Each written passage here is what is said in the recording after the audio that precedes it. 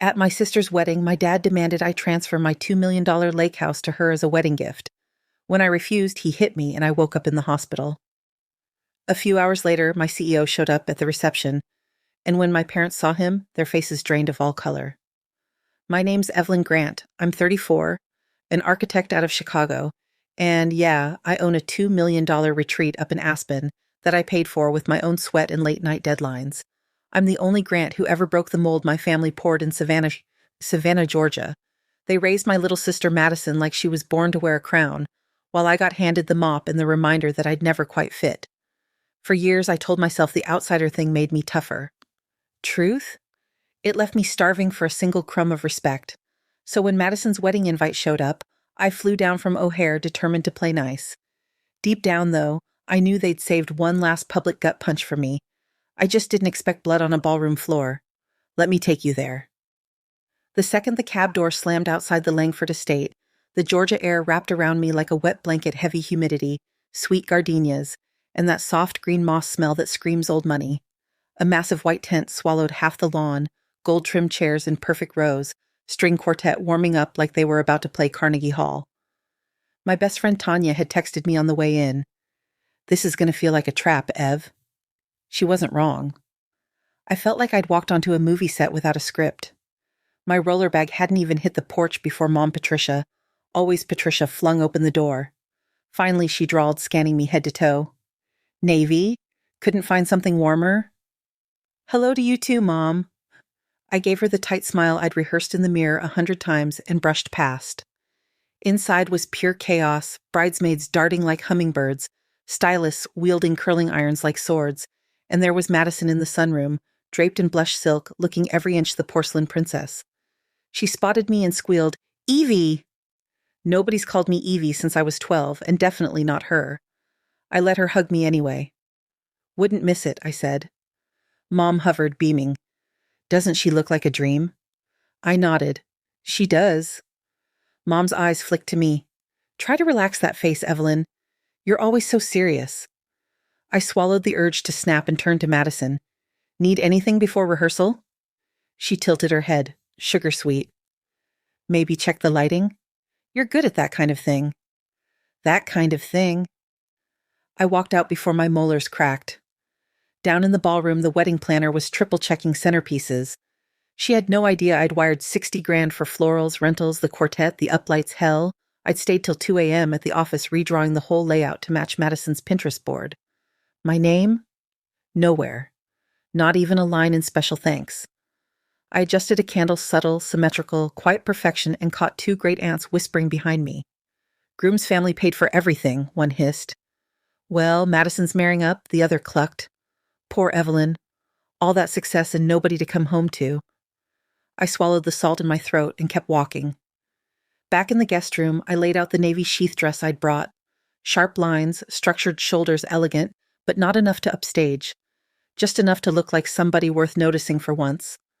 The door creaked. Tanya slipped in, still in jeans, holding a to-go coffee like a lifeline. "You good?" I shook my head. "Tell me this doesn't feel like a setup." She handed me the cup. "Southern wedding, Ev.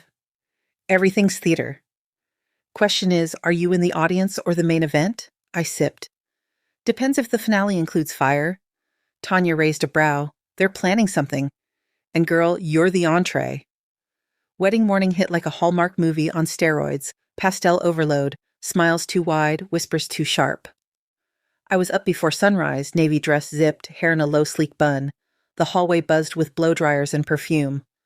Downstairs, the ballroom glowed ivory drapes, gold chairs, warm uplights I'd specced myself. My work, invisible.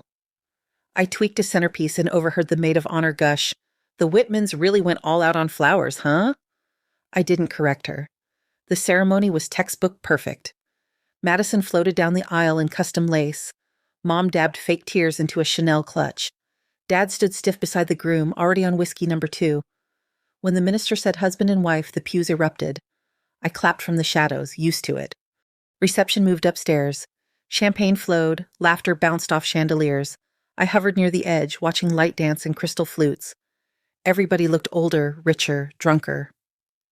Same Savannah faces. Then Dad stood at the head table and ting ting ting went the butter knife on Crystal. The quartet cut off mid-note.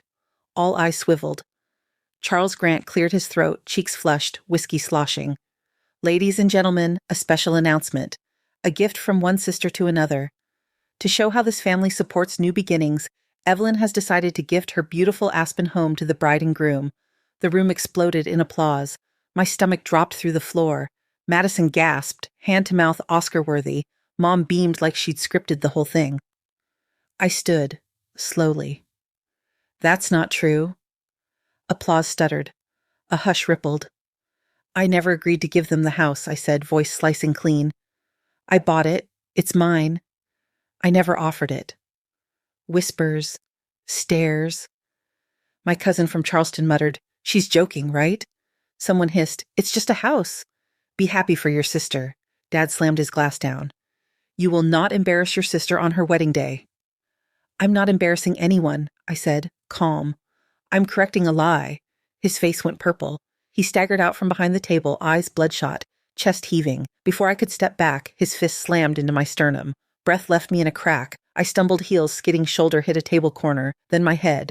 White-hot pain, copper taste, screams, chairs scraping, silverware clattering, and one glowing red dot, someone's phone recording. Then black. I woke to beeping. Sterile white, antiseptic sting, IV cold in my vein. Concussion, 6 stitches, nasty bruise on my chest. Tanya sat beside me, eyes red but jaw locked. It's everywhere, she whispered, tilting her phone. 50,000 shares already. Me standing, Dad's lie, the punch, my fall, blood on white linen. Comments raged most on my side. Madison posted a crying selfie, pray for our family in this difficult time.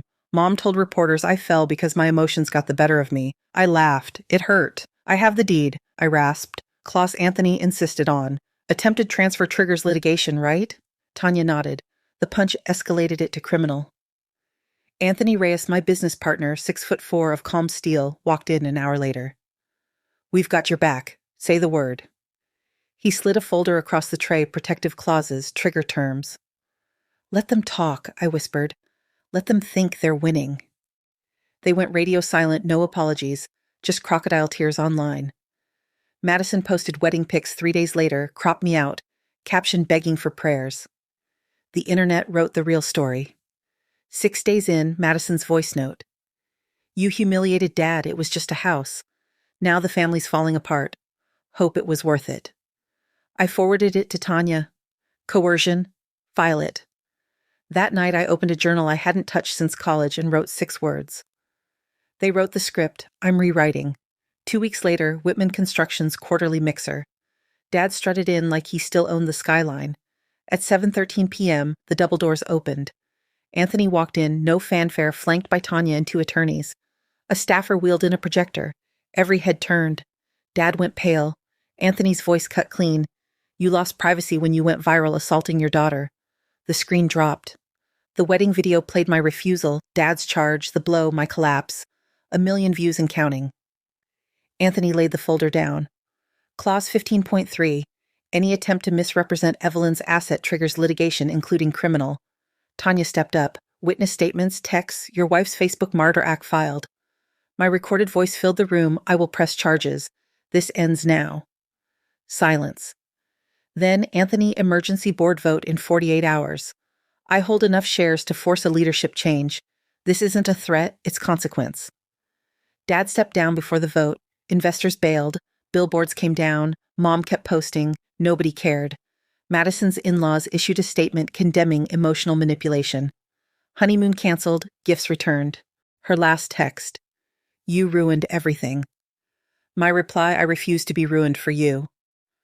Months later, I'm on my Aspen deck, barefoot, coffee steaming, sun painting the lake gold. The house is exactly as I left it, glass gleaming, beams solid. But I'm different. Tanya and I started Clause 15, a legal fund for women strong-armed by family. Anthony offered me a board seat. I took it, but kept my weekends. Some nights friends pile in, wine flows, laughter bounces off the rafters louder than it ever did in Savannah. Tanya raised a glass on the balcony one night. You didn't just survive, Ev. You rewrote the damn rule book. Maybe.